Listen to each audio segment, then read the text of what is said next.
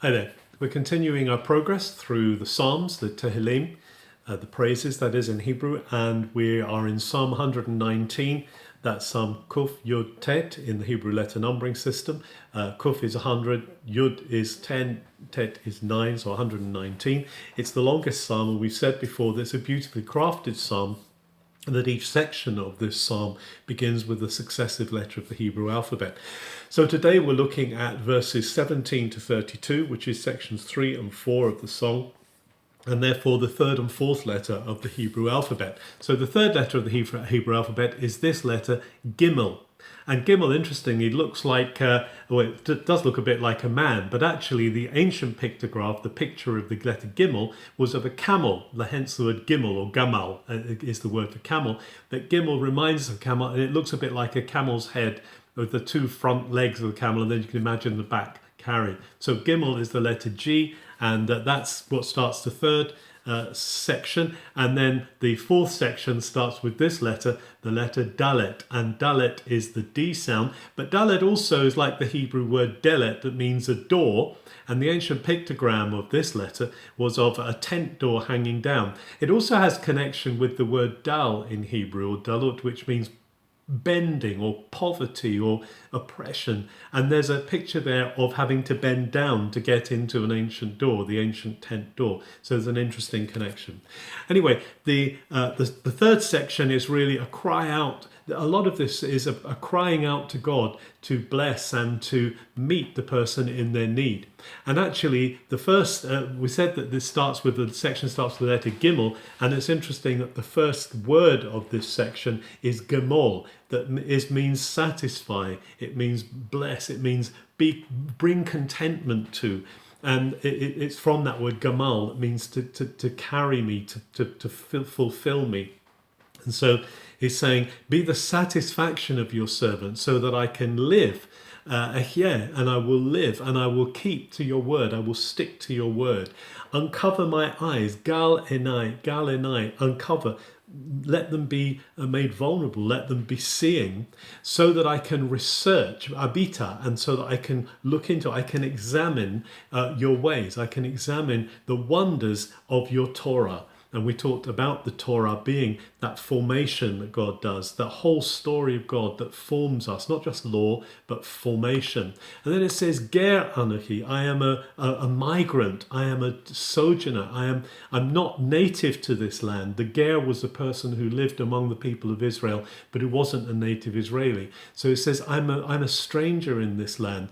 Don't conceal your direction from me. I need to know where I'm going. I need to know your mitzvotecha. I need to know your commands. I need to know what it is you want me to do. And then there's this expression, my soul is breaking up. Garsa nafshi. My soul is breaking up inside with constant yearning for your mishpat, for your putting things to rights, for your justice. I'm yearning for justice. And then it says you've called out. You've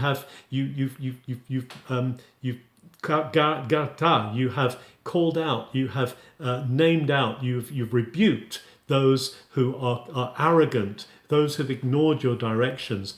And then let shame and reproach roll off me. Gal again, gal me'alai, let it roll off me, let it not stay on me. Let reproach and shame roll off me, because I've kept to your story. And then he says that he sat even before leaders and they've spoken against him, but actually his mind is fixed. When he's been rebuked by these people who are proud, he's kept his mind on the instructions, on your instructions, on your principles. He's kept his mind on those things. And your stories, gam edotecha shashuai, they delight me. Your stories are my mentors as well. They are anshe atzati. They are the people who counsel me. They're the ones who guide me. And so in this, we're seeing that this person wants to know fully the direction of God so that they can follow him. And then the Dalet, we're going into the fourth section, this section that begins with the letter D, the letter Dalet. And the first word is davka la'afar nafshi. My soul is stuck. Davka means stuck. Davak is to stick. I'm stuck in the dust.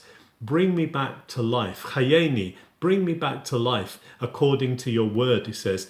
Then I've told about my journey. You replied to me, teach me your principles, O Lord. Teach me your principles. Let me understand the pathway of your instruction, and I will meditate on your wonders. It's that word asicha again. I will think about your wonders.